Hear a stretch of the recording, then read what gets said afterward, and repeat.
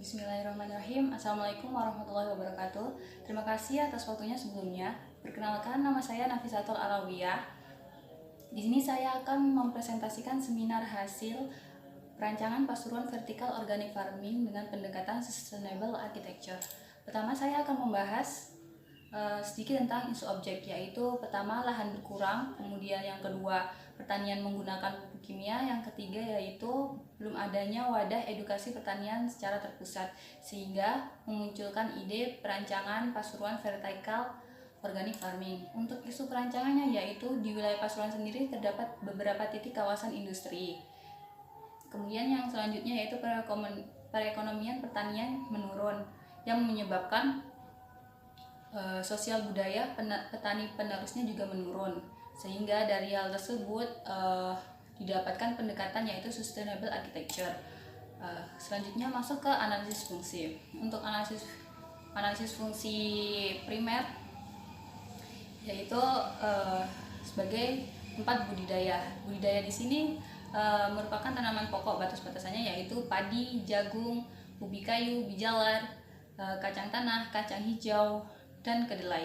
Untuk fungsi sekundernya yaitu sebagai edukasi, eksperimen tanaman, ternak, pengolahan sampah organik, perekonomian, produksi, olah hasil panen. Kemudian untuk fungsi penunjangnya yaitu sebagai tempat tata kelola kepegawaian, pusat informasi, beribadah, makan dan minum, buang hajat, sarana servis, keamanan, dan parkir. Untuk analisis penggunanya yaitu pengelola, pembudidaya, staff, dan juga keamanan, dan juga pengunjung. Untuk analisis kebutuhan ruang dapat di jumlah total hasil dari data kebutuhan ruang yaitu 11.724 meter persegi atau 1,2 hektar dengan KDB yang telah ditemukan yaitu 60% dari luas lahan yaitu 2,4 hektar, sehingga kebutuhan ruang tidak melebihi KDB yang tertera. Untuk hubungan antar ruang, diagram bubble, dan masuk ke analisis bentuk. Untuk analisis ide yang pertama yaitu bentuk ide lingkaran melengkung, di mana kelebihan dari ide pertama ini yaitu terkesan fleksibel terhadap tapak. Kemudian untuk kekurangannya yaitu pemanfaatan fungsi ruang di dalamnya. Untuk ide yang kedua yaitu bentuk mengikuti bentuk tapak sehingga berbentuk L. Bentuk L ini kelebihannya yaitu bangunan selaras dengan tapak, namun kekurangannya yaitu bangunan terkesan kaku. Untuk ide yang ketiga yaitu berbentuk persegi dengan tiga bentuk bangunan, yaitu adanya muncul ini untuk mudahnya klasifikasi fungsi dalam bangunan tersebut dan juga pemaksimalan ruang dalamnya juga dapat dimaksimalkan, sehingga kekurangannya yaitu bentuknya terkesan kaku. Dari hal tersebut maka diambil kesimpulan untuk ide yang akan dibawa selanjutnya yaitu ide yang ketiga. Untuk selanjutnya yaitu analisis tapak, analisis regulasi, penentuan KDB, RTH, garis batas rawa, GSB, dan juga zoning dalam tapak. Dapat diketahui juga di sekitar tapak terdapat rawa-rawa di mana terdapat garis sempadan rawa yaitu sekitar minimal 50 meter dari bibir rawa. Pada tapak ini dari jaraknya yaitu lebih dari 50 meter dari garis bibir rawa sehingga dapat dijadikan lahan objek. Kemudian untuk zona privatnya di belakang tapak, kemudian semi privat di tengah, dan public privat. Untuk analisis batas bentuk dan dimensi tapak yaitu untuk area utara tapak berbatasan dengan jalan raya dan juga terdapat vegetasi existing yang ditetapkan dan penambahan garis batas yaitu penambahan beberapa pepohonan. Kemudian untuk batas barat terdapat sungai dengan lebar 1,5 meter dengan dibatasi lahan ini yaitu dengan pembangunan pagar masif. Dan untuk area batas selatan dan timur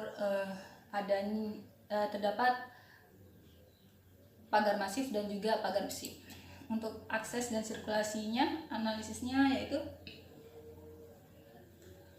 akses menuju tapaknya terdapat satu area masuk dan keluar dengan 2 pintu berbeda, yaitu pintu keluar dan pintu masuk. Untuk sirkulasi pejalannya terdapat trotoar dengan lebar 1,2 meter dan juga terdapat fasilitas tempat duduk dan semi selasar, dan juga terdapat drop zone di dekat podium. Untuk analisis mataharinya yaitu karena di sini fokus vertical farming, jadi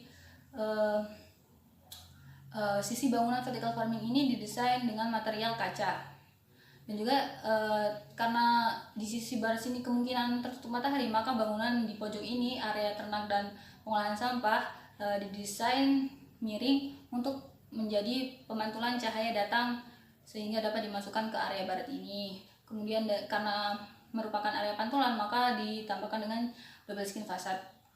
Setelah itu terdapat shading device di area barat bangunan untuk meminimalisir cahaya masuk, serta terdapat beberapa pohonan yang diterapkan pada pinggir jalan dan juga parkir untuk meredam hawa panas. Dan juga sama halnya dengan bangunan ternak, podium juga terdapat sisi miring untuk memantulkan cahaya tersebut. Untuk analisis hujan sendiri, terdapat area wadah tanda hujan di atas bangunan setiap bangunannya, dengan sistem jika air hujan itu penuh maka diturunkan ke bawah kolam.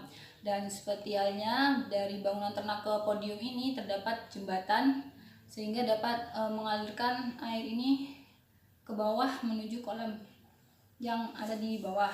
Kemudian untuk parkir menggunakan grass block dan juga terdapat lubang biopori di beberapa titik lahan. Untuk analisis angin, untuk analisis angin sendiri di dalam tapak ini lebih tinggi di wilayah timur dan selatan. Jadi untuk mengurangi pengumpulan angin di sini, maka didesain taman di sini dengan beberapa pepohonan untuk meredam angin yang datang.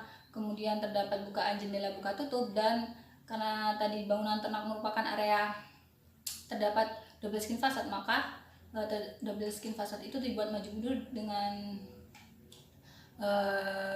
cara memasukkan angin ke dalam celah-celahnya. Kemudian tambahan booster pada shading device, dan terdapat void dalam bangunan. Untuk analisis view in out-nya yaitu untuk analisis view in-nya terdapat area penanda dan juga bangunan diberikan balkon maju mundur sehingga dapat menarik pengunjung luar. Kemudian juga untuk view out-nya terdapat jendela dengan sistem rolling dan juga penambahan pagar untuk keamanannya, serta terdapat balkon tadi dengan pagar kaca sehingga dapat memudahkan melihat keluar. Untuk analisis kebisingan dan odor, karena area ternak menimbulkan bebauan, maka di sekitaran bangunan ini terdapat beberapa pepohonan untuk meredam bebauan tersebut. Dan juga area kebisingan yang terdapat di area utara tapak yang ditemukan oleh lalu lalang kendaraan, maka diberikan kolam memanjang serta penambahan air mancur. Untuk analisis vegetasi seperti ini. Kemudian masuk analisis utilitas, terdapat utilitas air dan utilitas listrik, terdapat solar panel juga, terdapat utilitas sampah ternak di mana sampah ternak pengolahan sampah organik tadi. Untuk masuk konsep yaitu konsep dasar comfortable growth yang saya ambil, dimana ini berasal dari vertical organic farming, objeknya sendiri, dan sustainable architecture, dan kutipan ayat Al-Quran. Kenapa comfortable growth ini? Karena perkembangan pertumbuhan tanaman dapat diterapkan di mana saja, adanya vertical organic farming ini, tumbuhan dapat beradaptasi di dalamnya sehingga dapat memanfaatkan lahan yang ada. Dan untuk integrasi keislamannya yaitu menanam tanaman dimanapun berada dan dikelola dengan baik, meskipun mendapat lahan seadanya. Dengan begitu dapat bermanfaat untuk diri kita sendiri dan untuk kehidupan di masa mendatang.